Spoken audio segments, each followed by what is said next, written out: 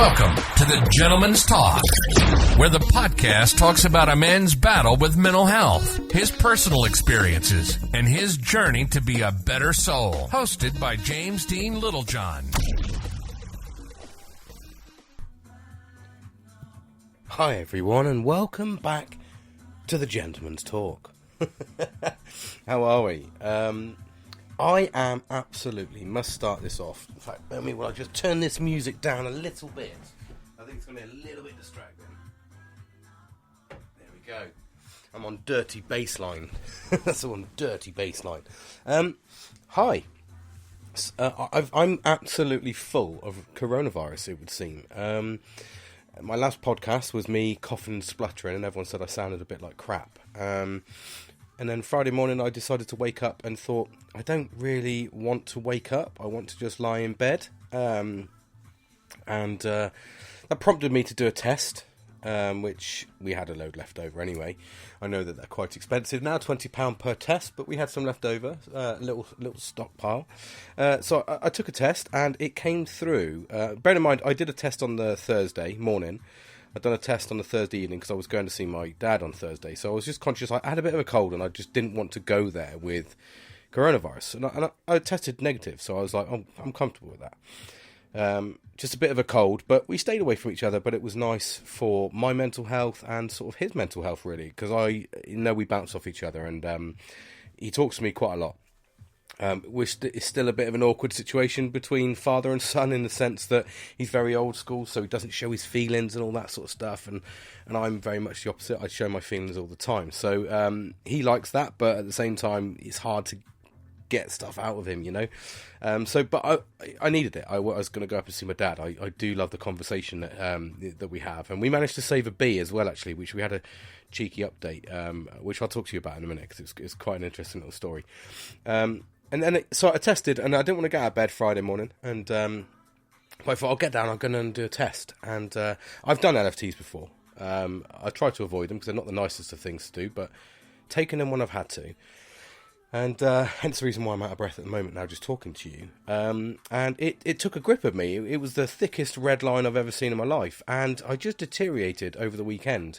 And I got into bed, I think about 9 o'clock on Saturday night. And I slept for about 15, 16 hours. Got up and Sunday for about 2 hours, and then went back to bed again. And then the same happened Sunday night. I watched Grand Prix, which was quite fucking boring. I'm not going to lie to you. That Miami course was quite boring. There wasn't much going on, but you know, I enjoyed it because I do like sports, do like motorsports, and I went to bed straight away. And I slept for 14 hours. And this is me jumping straight back on to try and do a podcast, because I need it. It's Mental Health Awareness Week. So what better way to start and do talk about mental health in the week that we are dedicating towards mental health. So, and I've had like a mixture of feelings really over the weekend, which has sort of led me really to talk. So bear with me, please. I might be out of breath and I might sound like I'm, obese and never done a day's exercise in my life. But I can assure you I have. This is just coronavirus. Like I said, 2.5 years I've managed to avoid it. And I've put myself into some situations where I thought I must just be one of these ones that just doesn't get it. But obviously the strains have mutated so much so that, it's managed to break down my defences. Probably coupled with the fact that I'd had a rather exciting weekend, and there was drink involved, so my immune system was quite low. So it's probably the prime time to attack, really. And I haven't been to that situation, that length before. Over the last 2.5 years, I've kind of avoided social situations, and this is me trying to sort of grab the bull by the horns and just get back into life again, through the mental health challenges. And I got bitten by Rona. But anyway, here we are. Little introduction. Got some music on in the background. And I'm sat in the man cave. I don't call it the bar, lounge, sort of cinema area anymore. I call it just the man cave. It is literally my man cave, So I'm sat in the man cave, a bit of music on, and I just really want to talk about it. It was so prevalent with Mental Health Awareness Week, and I've just put a post up actually on my LinkedIn, just sharing the HSE side of things, because it's coupled with my role and my duty as a health and safety advisor to try and promote safety, which is mental health and well-being as well. So, and just just a little bit about my challenges. So, this is a really good week for me to be positive, and I'm going to try and stay focused. One thing I have learned out with coronavirus is I feel unfit, so I'm going to do the manly thing, and I'm going to get straight into fitness as soon as I'm fully fit again, in terms of able to get out there again, because I've noticed that my beard was dry this morning, real sort of crispy. It wasn't full of its, normal, lustrous, vigorous, I don't know how to describe it, meatiness of beard. It was just dry and horrible. So that sort of kind of led me to understand my body has just fallen to bits a little bit. Acknowledging that it is because of the coronavirus, but I don't like that, because I'm very proud of myself, and in a sense I do like to take care of myself. I do moisturise, I do lather up on the good stuff, and I do like to feel good. So, yeah, I don't like this feeling. I haven't been ill in fact, this is my first day off. So I actually phoned in sick on Friday, and this is my first day sick, my first 2 days sick in 7.5 years. So I'm not asking for a badge or a medal. Excuse me a second. Had to clear the throat. I'm not asking for a badge or a medal or anything, but for me, I don't like going sick. I just don't like it, and that's a personal feeling. So I've been conscious that when I'm doing things like this, I'm like, should I be doing this? Well, no, because this is me at home just relaxing. I'm still taking time to myself, and it's not so much when you go to work. It's not so much you have to perform. So if I'm not performing at 110%, which is where I sit, then I'm not going to go in. So and this is the first time where I know that I can't power through this and perform at any level. I'd probably get to the point where I know once I've done this, I'm going to be exhausted, because I can already feel it. It was 7 minutes in, and I'm like, So we all know the symptoms. We all know the signs by now. We've lived with it for 2.5 years. Let's move on. But what I did notice, though, is over the weekend is I felt tremendously lonely. Now, this isn't because of my friends, because my friends have been there. This is because I haven't been engaging with my family, because they've all... they don't want this.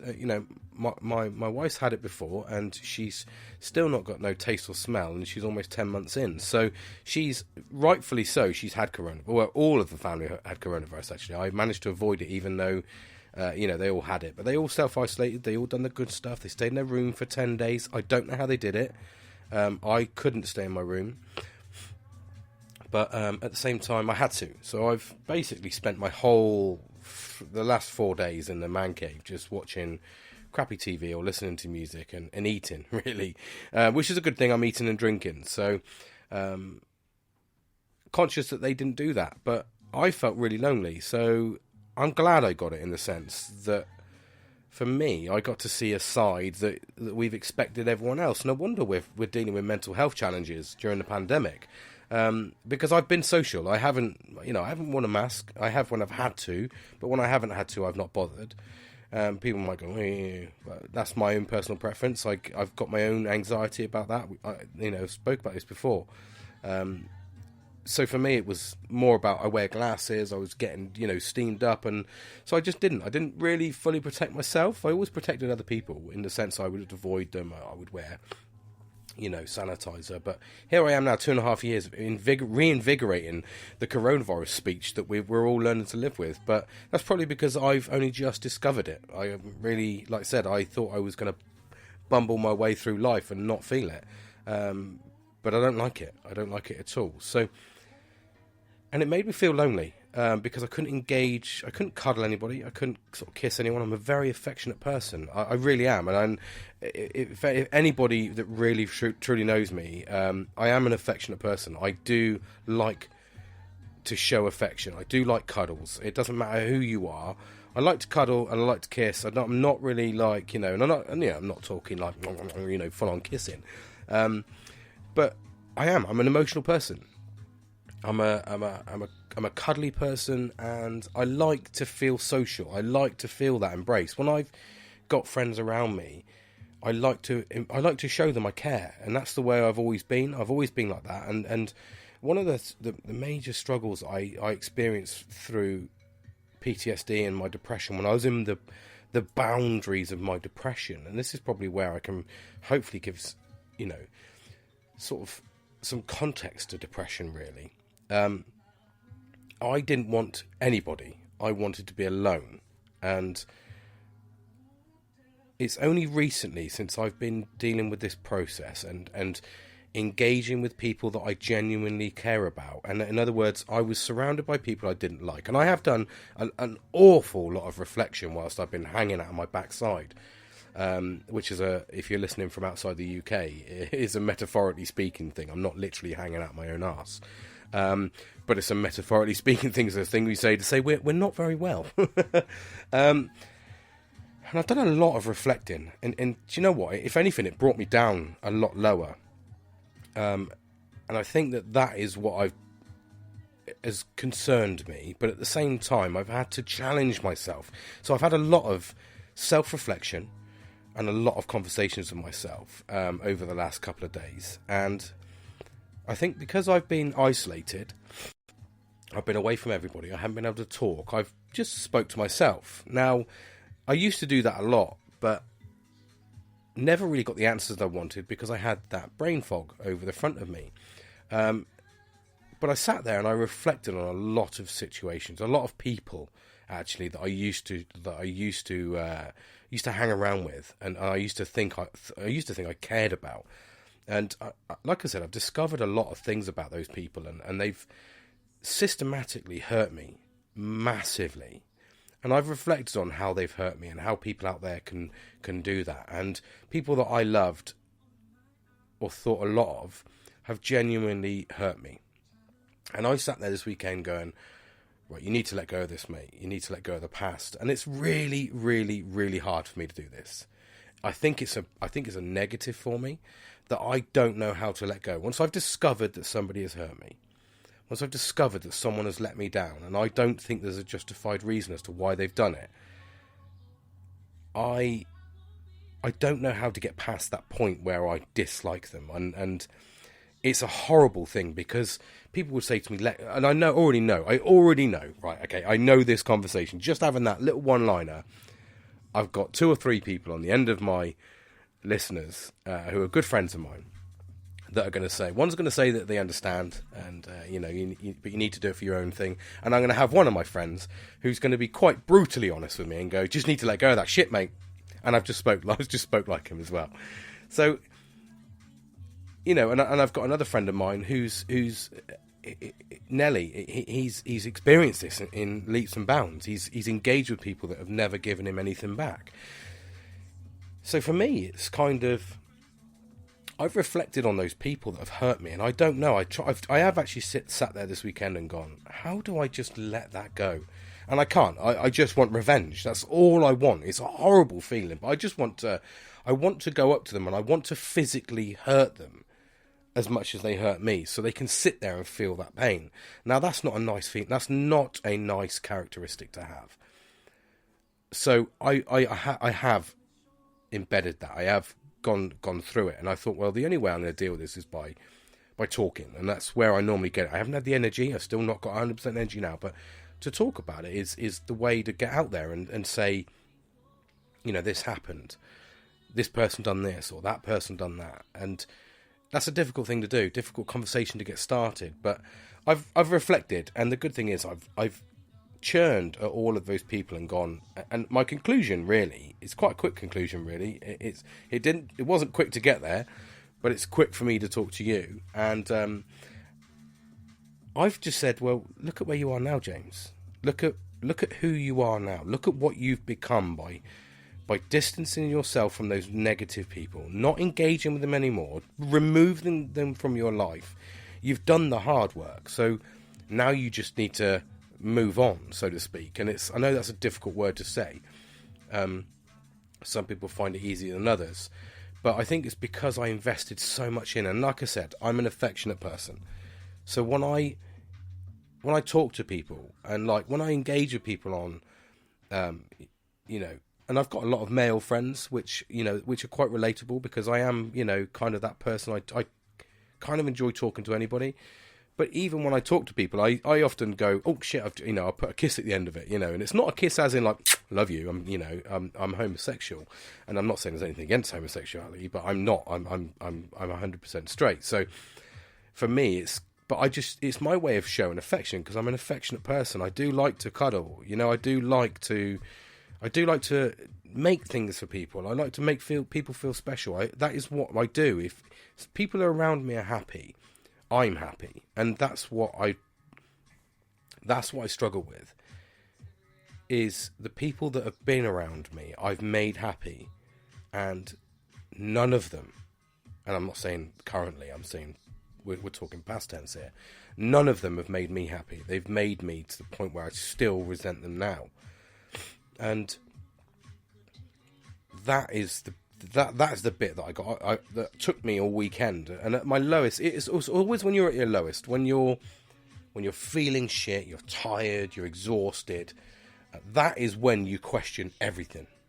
That's when you sit there and you dwell on all the negatives and, oh, that person did this, or that person hasn't spoke to me in such a long time. But we all have different things going on in our life. We all have different parameters. We all deal with life differently, don't we? We all our outlook is differently to everyone else. You might even have a very good friend of yours, but their outlook might be completely different to yours, and you will clash at times.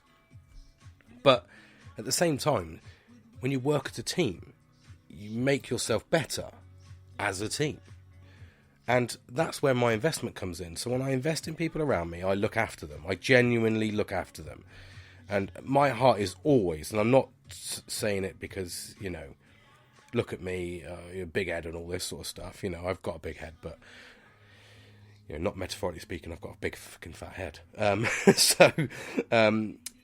For me personally, it's about, I like looking after those people, and I like caring for them. My heart is always in the right place when I offer advice. And I've always put myself in really crap situations, so that I know, like, don't do that, mate. It's not going to work for you. Okay, I've been there. I've been depressed. I've endured the full-on negatives of depression.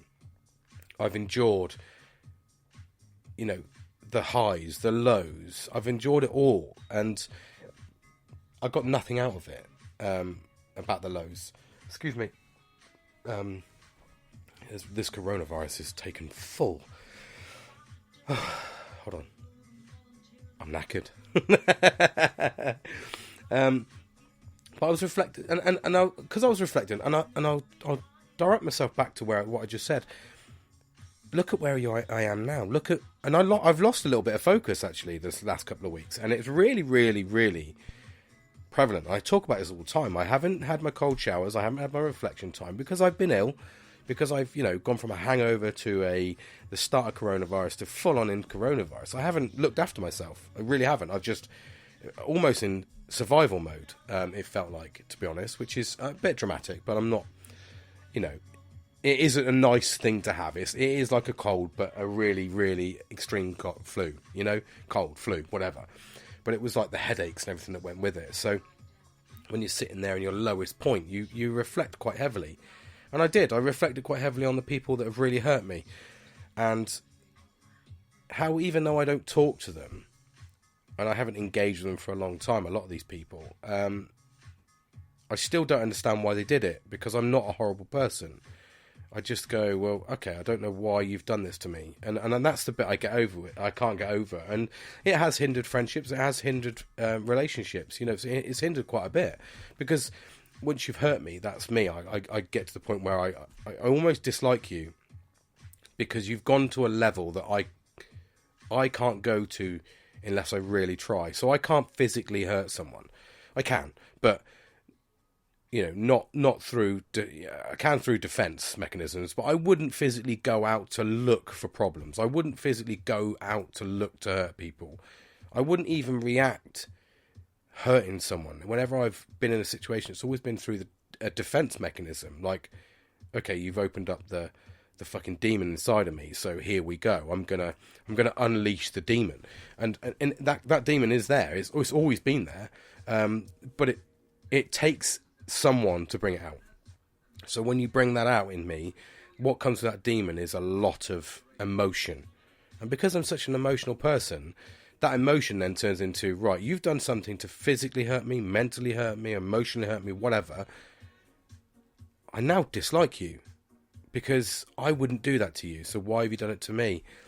And that's the bit that is hard for me to get over, which is the bit that harbours and festers in the back of my brain and sits there, and I just endure it. And even though I'm surrounded by amazing people, and like I said, I felt lonely this weekend, really, really lonely. And it wasn't because, you know, as soon as I said this on the podcast to people, they were like, fucking phone me, mate. Just call me. You know what I mean? And my mate, actually, Kieran, in all of his fucking love, heard it and straight away rung me. I was asleep, so I messaged him later on. But I do need to talk to him.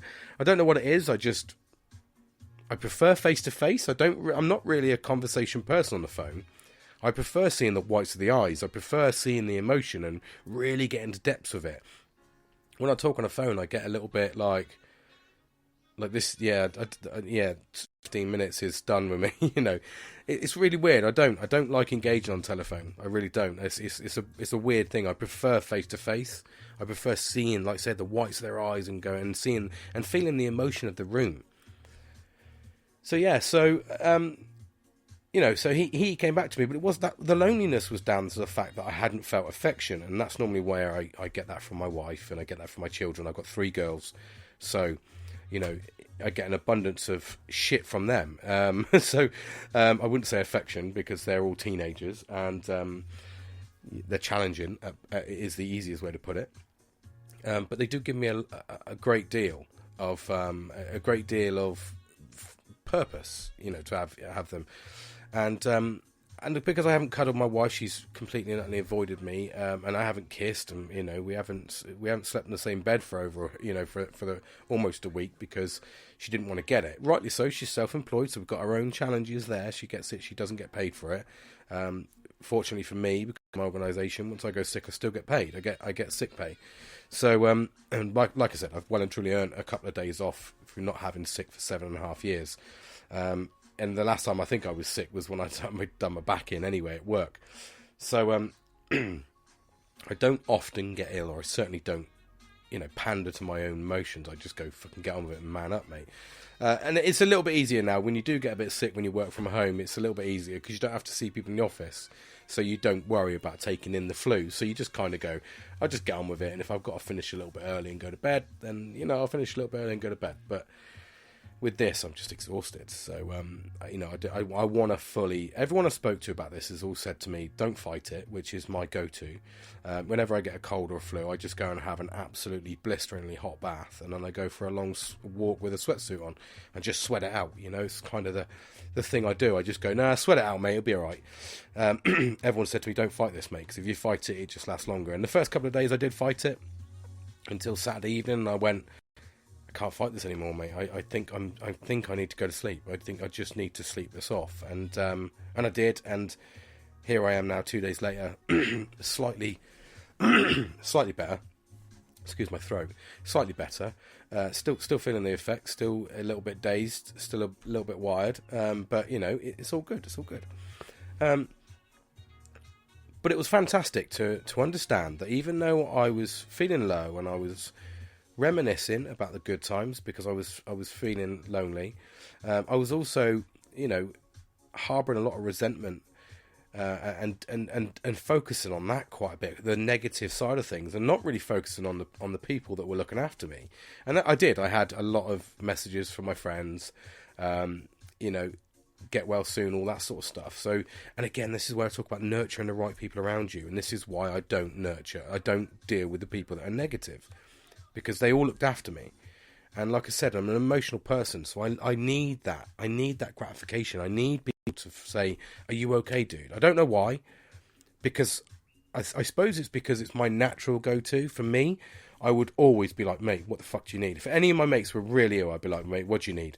Fuck it, I'll get it via Amazon, mate, and I'll buy it and I'll deliver it to your house, so I don't have to, you know, come and see you, in the sense if it's contagious or whatever.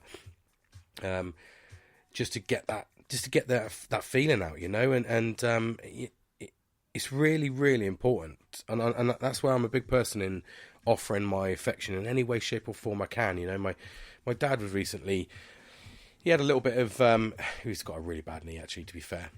He's getting a bit older now, and I know that he likes to go out walking, so I know he's probably got a couple of years left in him. So straight away I research it because I'm invested in him, and I bought him some CBD knee cream. Totally legal, so don't worry about that. And he puts it on his knees, and he said it's amazing. He puts it on all the time on his joints, but that's because I'm invested in him. I'm like, I want you to keep going, and you know, I'm invested in all of my friends. I know for a fact that, you know, I've got a friend of mine who's literally en route to his new location for his new role, and I'm like, look, mate, I want to hear some positive feedback from your new role. Is it going to be good for the next couple of 3 years? You know, a new change, new start. I haven't engaged with my two friends who have sent me a message this morning, but that's a bit jack of me, actually, isn't it? Just thought about that. It's because I went for a walk with a dog, and then I was like really conscious I wanted to do this podcast. But yeah, it's important to invest in those people, and I have invested, and it's so important to invest in those people and look after them and nurture them, so you don't get to the point where you are like me, sat there reminiscing, holding resentment. And it's a horrible thing. I don't know whether I'll get over these things. I think they'll always sit there. It's just my mental process. I think it's a protection factor, if I'm brutally honest. Once you've hurt me to the point where I'm now dealing with it all the time and it sits in the back of my head, I use it as a defense mechanism, so I know that I don't go back there again. Because constantly I've gone back to friends in the past, and I've gone back to friends or people I've cared for, and a leopard never changes its spots. It's as simple as that. I don't care what anyone says. We've all got our own personality, and if somebody's done it once, and you know, you can sort of say, okay, they've done it once. If they've done it twice, which all of these people have at least done it twice, if not more, they're never going to change. That's their personality. That is their negativity. You've invested in them, thinking you're going to change them, thinking you're going to be, you know, part of their growth. And in actual fact, they haven't. They've just shat on you from a great height, to the point where you can feel my passion and resentment for them, you know.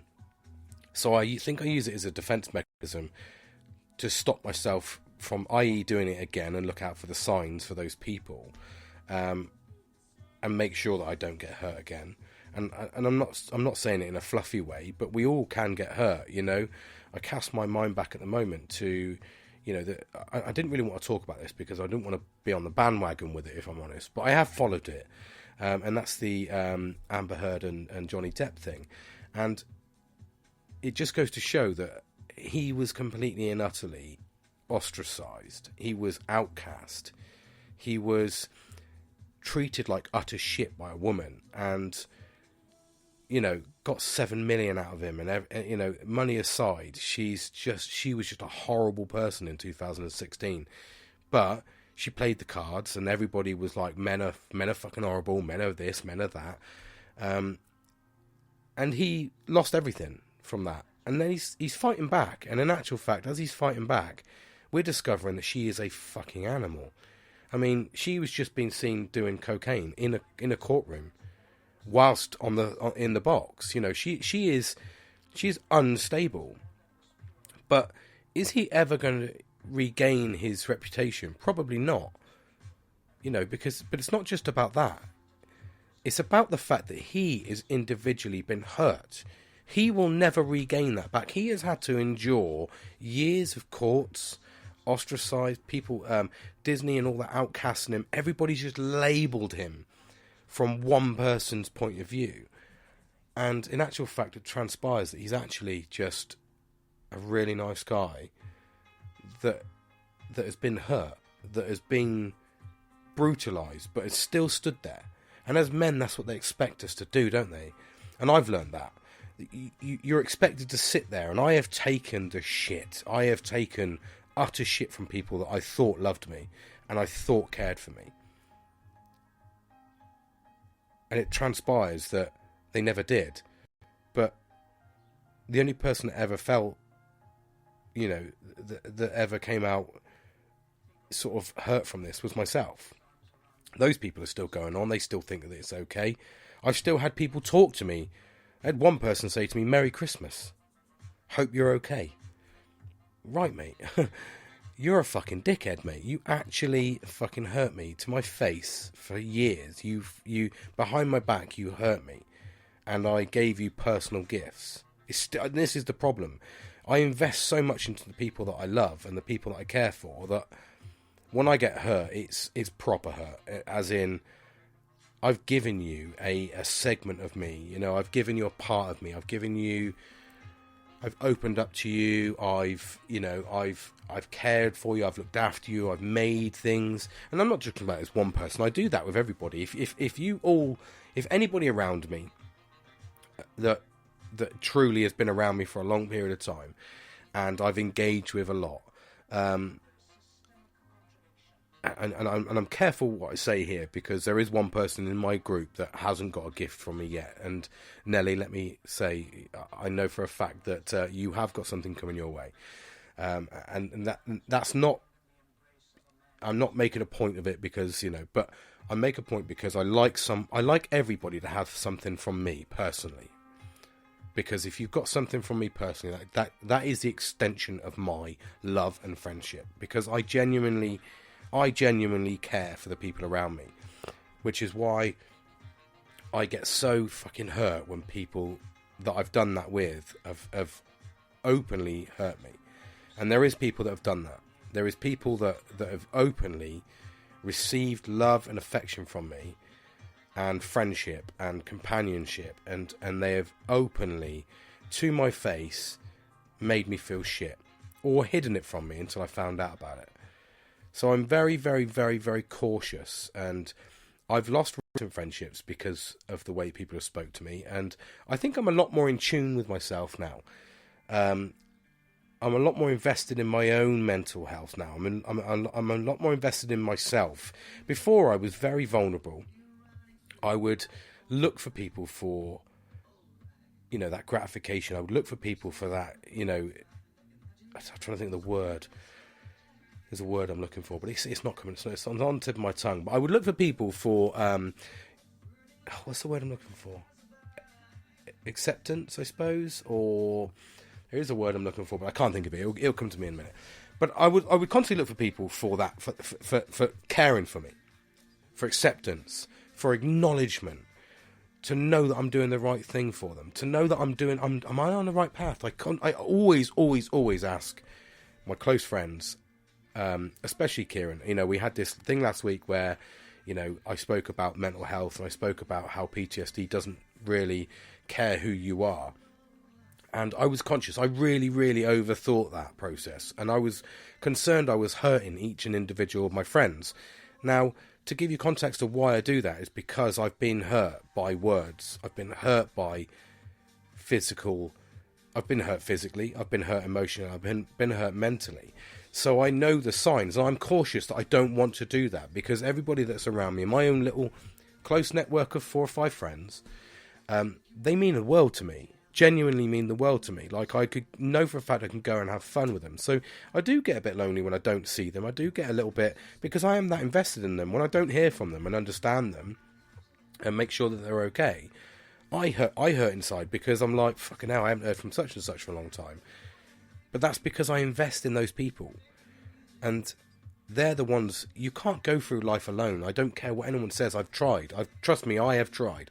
For 7.5 years, I tried to do it alone, and the best part of 3 years, I did it alone, and I was in the worst place of my life. Absolutely, it was horrendous. I thought I was okay, but I wasn't.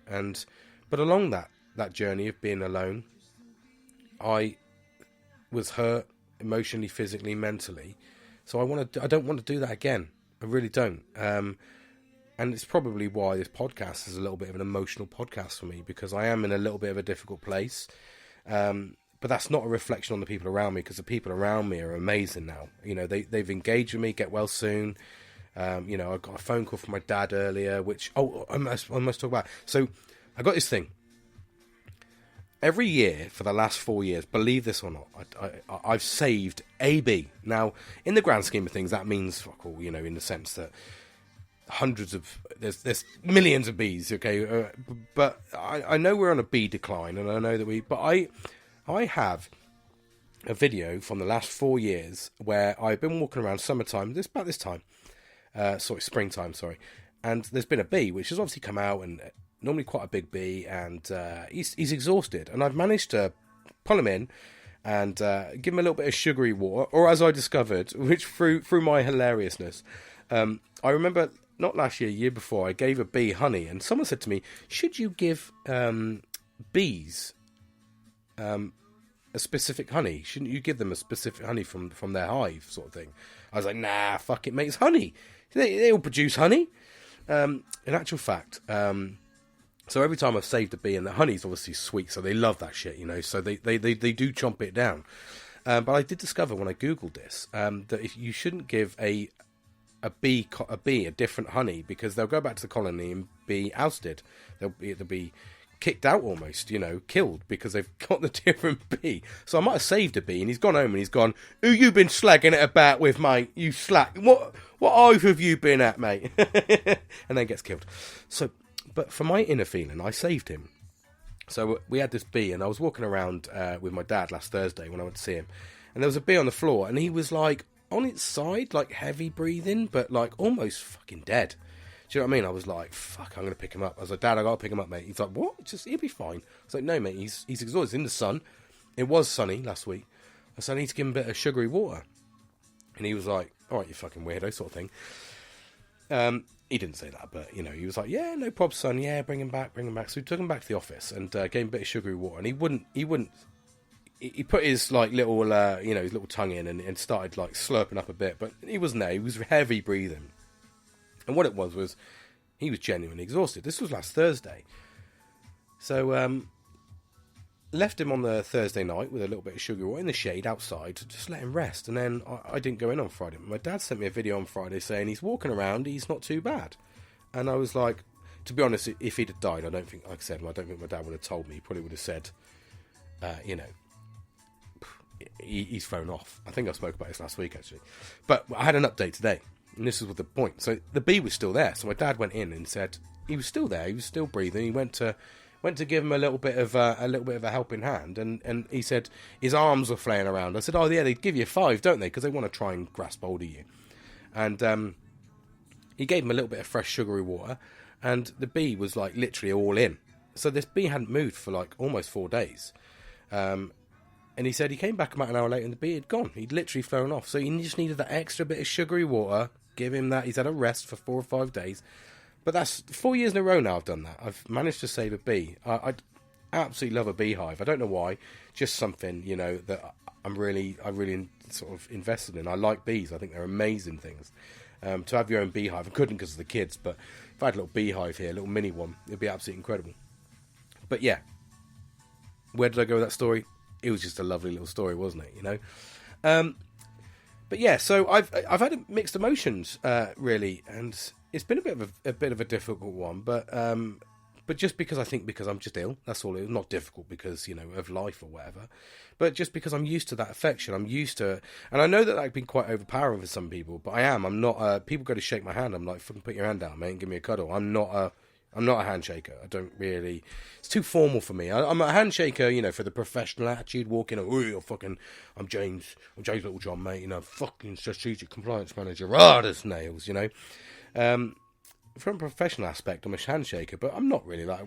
I'm a cuddler. I'm like, fucking bring it in, mate. You know, we got one chance on this fucking life, mate. I want to cuddle and, you know, learn from as many people as I can. I'm very much like that. That's my ethos in life. Learn as much as I can. Listen to different stories. I'm almost like, I'm devastated that I didn't get to listen to, like, my grandfather, for instance, in Scotland, my dad's dad, because, you know, he was around World War II, and he was a machinist, and I believe if the story is correct, that he used to machine, turn all the iron and stuff into, all the scrap iron and metalworks into rounds and all this sort of stuff. So very heavily involved in the backside, if you like, you know, the back end of the war. But the fundamental aspect of the war, delivering bullets and stuff, and it was because of his age at the time in the 40s that he didn't go on the front line.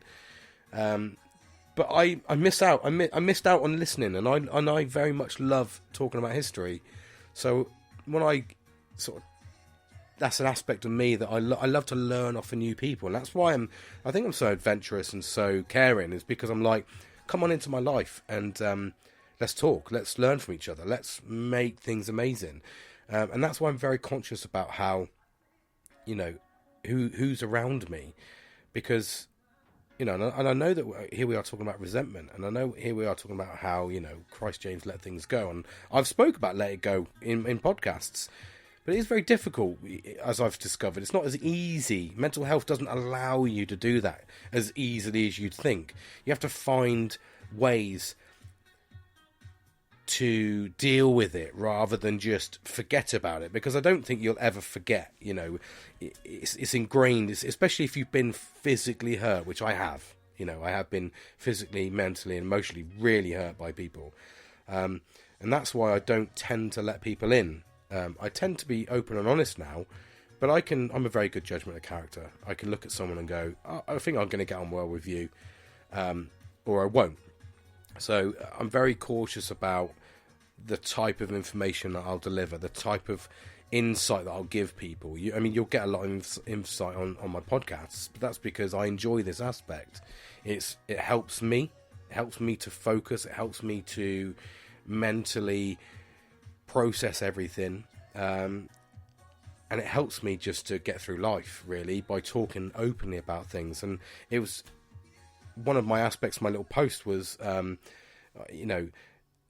it's okay to not be okay. We hear that phrase quite a lot. And, I said that mental health, and this is crazy, but it's true. Mental health is a silent illness, but it's not silent for me. It shouts at me every day. And I put that in my little spiel because it's true, because from the outside I can put on a bravado. From the outside, everybody's, like I said, one of the things that I've been engaging with one of my friends is everyone that we've spoke about and we've helped with, they've all come back with saying, from the outside in, the life looks amazing. And it does. From the outside of my house, and you look through the door and you go, fucking hell, he's got lovely things, and he's got this and this, and he's got technology everywhere, he's fucking design crazy, that's fine. But inside my mind, I'm being screamed at. Don't get out of bed, James. Fucking ignore that person, James. That person just hurt you, James. I got a text message, for instance, from my boss yesterday. So I sent my boss, it's difficult for me to send fucking messages to my boss anyway, because I like to be the boss. But I sent him a message saying I don't think I'm going to be in today, because I'm not 100%. And I'm one of these ones where I've powered through it before. I've kind of gone, just fucking get on with it and go to work. And now I'm at the mindset like, why go to work when you're not 110% and just make yourself personally worse when you're not recovered? For what? for you get nothing out of this, mate, apart from more suffering personally. You've got one chance, mate. Why give yourself that stress? So I'm like that now. And do you know what? That's only come about since doing these podcasts, since actually listening to my body and my mind a lot more than I used to. But I sent him a message yesterday saying I don't think I'm being mate. Rona's, and I felt bad saying it actually, because I was like 2.5 years in, mate, and here I am now complaining like it's day one. Well, it is, because it is day one for me, because I've gone 2.5 years and never had. I know people have had it around me, but I haven't physically endured the pain, so I don't know what it feels like. So you can't describe it. It's almost like when someone says to me, "Oh yeah, I was a bit sad last week," and you go, "Oh yeah." So I know 100% what you're going through, mate. I was a bit sad last week, and you think to yourself, "No, I don't think you fucking do, mate." So I've never really commented on people. I've never said "fucking man up" on your coronavirus, because I've never felt it. I've gone, "Fucking hell, what can I do to make it easier for you?" Or, "All right, just rest up," So I felt a bit bad saying to him, "I'm not 100%, mate. I really am not. I've slept for fucking 15 hours a day, which is a long time, and when I have been here, I've not really been compass mental, so I've been a bit fucking wild, a bit a bit edgy. I've been losing focus. It's a bit weird. It's a weird feeling. it's just almost like my body is fighting this shit daily, and then, you know, it sort of takes out you when your body fights a really, really poor illness. And I've had, you know, triple jabs and all, I've done everything you can.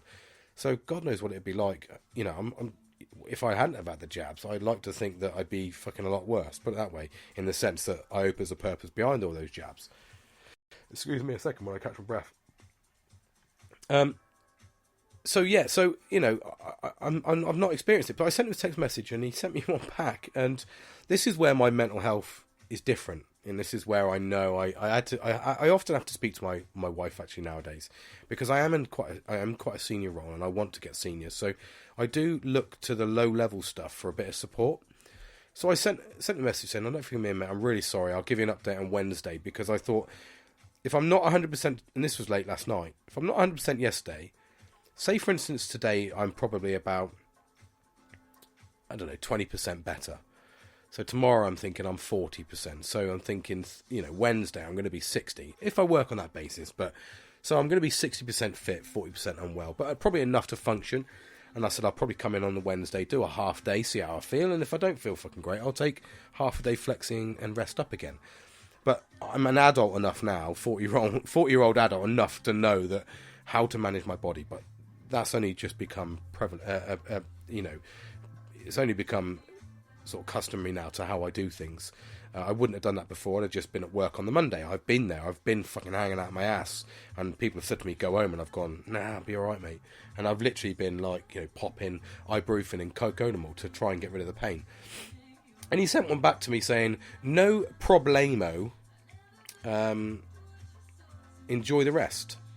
Now I overthought that, because I was like, I'm not really going to enjoy the rest, but it was a text message, it was sent in personal time, I understand that. But this is where the mental health aspect takes over, because I was like, well, you know, it would have been nice to say, hope you fucking feel better, do you know what I mean? And that's where the difference in my managerial style, I suppose, is I'm very invested in people. Oh, rest up, mate, do not come back until you're 100% fit. I didn't get any of that, it was just enjoy the rest. I'm like, well, I'm not sure, mate, if you've had coronavirus. I don't know whether he has or not. It's not nice. and we all get different levels of this illness as well. You know, it's some people can get it worse than others, in the fact that you might even fucking die from it, and some people might just get it where, you know, a couple of 3 days. I'm probably about middle ground, I think I'm it's just a shortness of breath, and I think because I'm coupled with a bit of unfit, I'm a bit unfit as well. So but I'm not asking for sympathy, but I would have expected a slightly different response. I would have personally, myself, because this is the way I am, I would have gone, you know, don't worry about it. You need to be 100% fit. Just let me know when you're in. But bear in mind, I would have caveated it with, you're only allowed to self-certify for 5 days, which is, you know, 5 working days. It's going to take you up to Thursday. So anything beyond that, you need to look at a medical note from your doctor, just to give you a reminder of the administration process, because I have a duty of care to let you know that you don't go over there, so you don't fall into or incur any disciplinary problems. I would have done that, and I would have gone, but leave the rest with me. I'll do whatever I've got to do. You just rest up and get better. Now, I would have said that in probably that lengthy terms as well, because I'm a very caring person.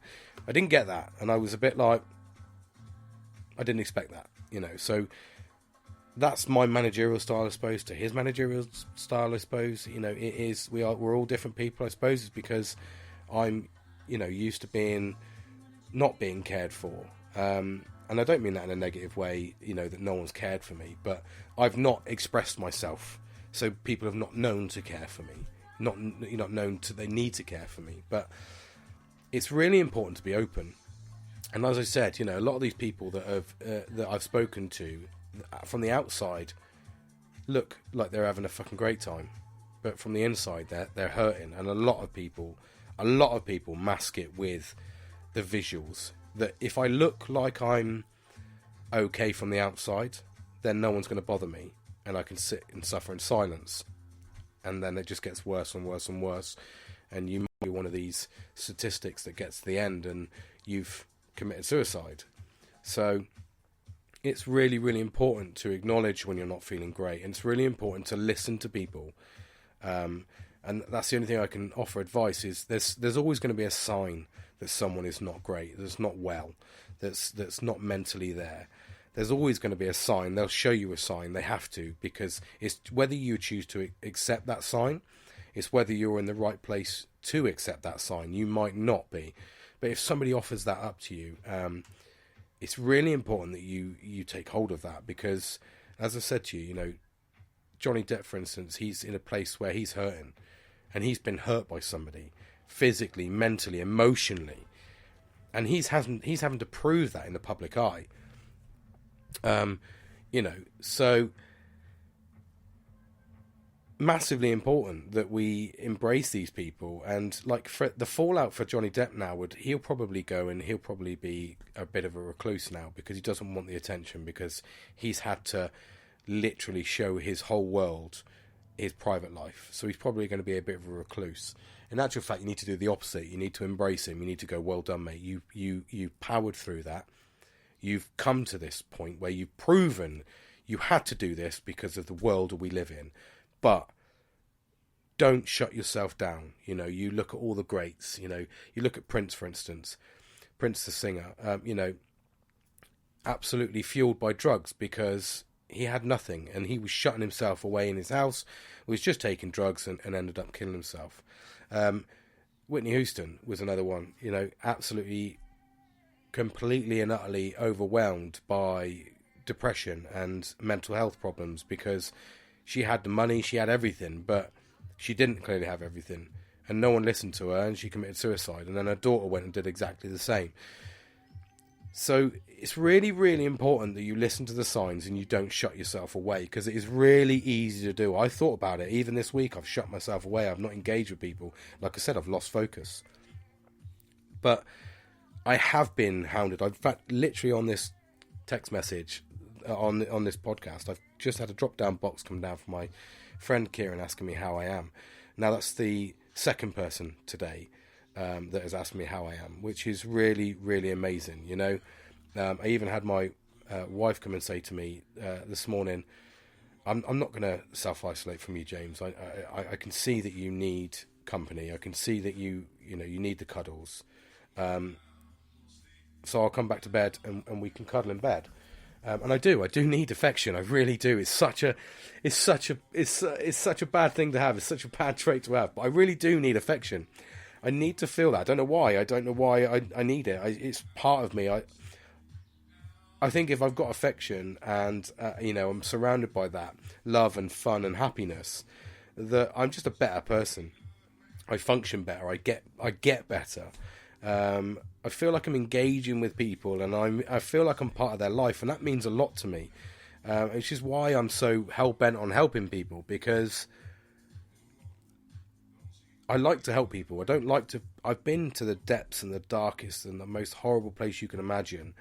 I've been there, and there's people that have been there and done, have committed suicide. I was very fortunate in the sense that my willpower overtook me, because I couldn't be here. I probably wouldn't be here now. This was as early as, like I said, I keep saying to you, Christmas last year. So the reason I keep bringing that up is because I want to constantly prove where I am now by doing these right things, by looking after the right people around you, by caring for the right people around you, by, these are all really important signs that, and I've lost a little bit of focus. I haven't been doing my meditation. I haven't been doing my cold water therapy, and it's apparent in my mood swing. It's apparent in my mood when I don't manage that on a daily basis, and I haven't got the cuddles from my family, and I haven't got the engagement with my friends. That this is where I get to, and they've engaged with me, which is really important, because they are showing their side now. They're showing their worth. And that's important, because it's okay for me to be the instigator. And I think I had a message yesterday from one of my friends saying, "Oh, we've been a bit quiet on the text front." And I kind of looked at that as if to say, "Mate, I'm hanging out my arse. I'm not very well.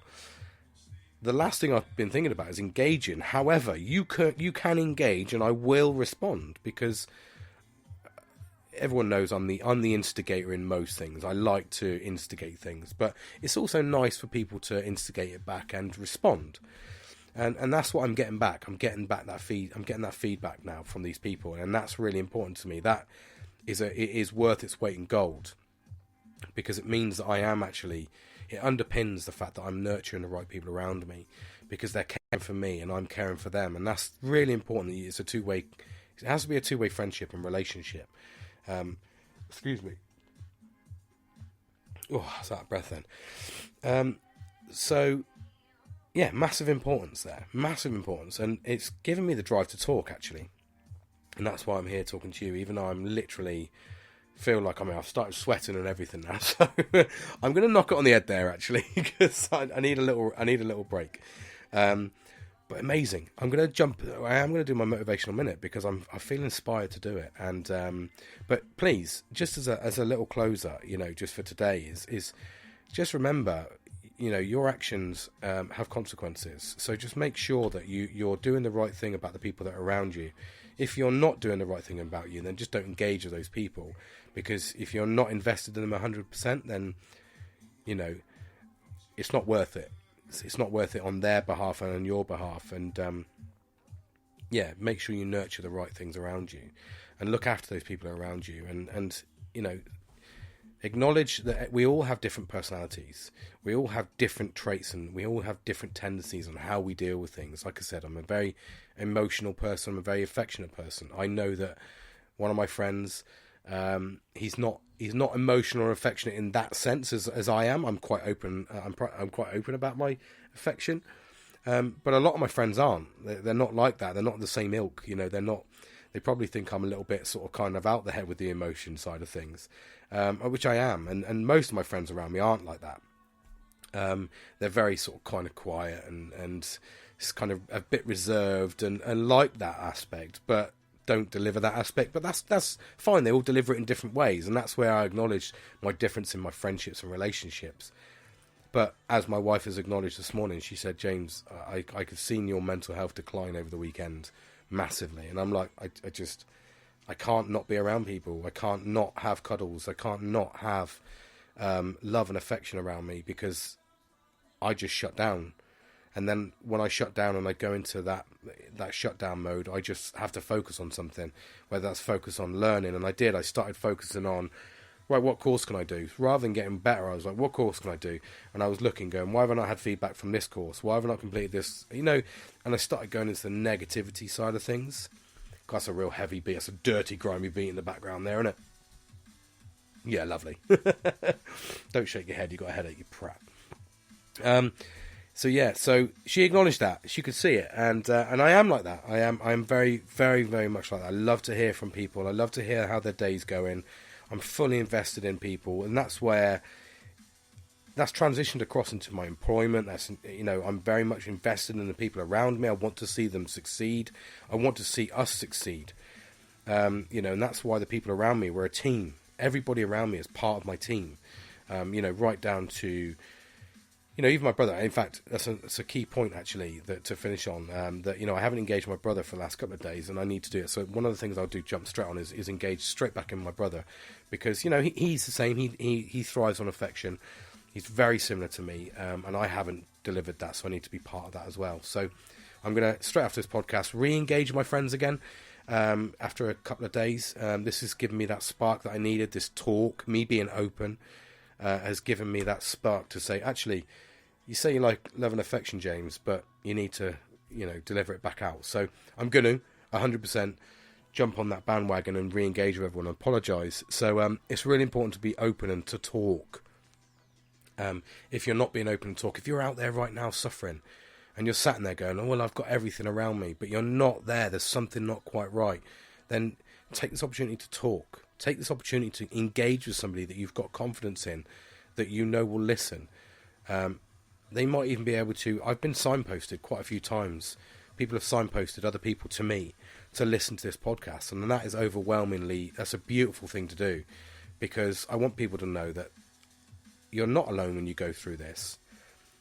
We are here as a team, and I've done it alone for a long, long time, and that's what's given me this purpose to talk to people about my own journey and offer guidance and offer support, and also just show you proof that being open and honest. I mean, my mood has changed in this exact hour from when I was at the start to where I am now, because I'm focusing on things, I'm talking, and that could be the sense where you could be talking to a friend right now and they could be listening to you and you could go, fucking hell, I haven't done this, he's talking about that, but I haven't done that, and that might be what my problem is. So re-engage, talk about these things, be open and honest, and we'll make ourselves better. We are in a crap world at the moment when, we're dealing with our own demons, but Mental Health Week is a great week to start that process and get that ball rolling. So yeah, hopefully, this has inspired you, and hopefully it's given you a little bit of food for thought yourself. And Motivational Minute coming up next. I'm going to have a quick breather, drink, bit of toast, and then I'm going to jump on and do my Motivational Minute. But I hope you're all okay. And but just remember, it's okay to not be okay. But at the same time, make sure you talk to someone. Make sure you reach out to someone, whether it's a friend, someone you've not engaged with for a long time, but you know that they'll listen. There's a lot of people out there that have got, big ears to listen, and that sometimes is just enough to talk about your feelings and get them out there, and understand the process. They may even offer the right advice to get the ball rolling for the next step in building a better you. So thank you for listening, and I look forward to talking to you again during the week. Take care, everyone. Bye.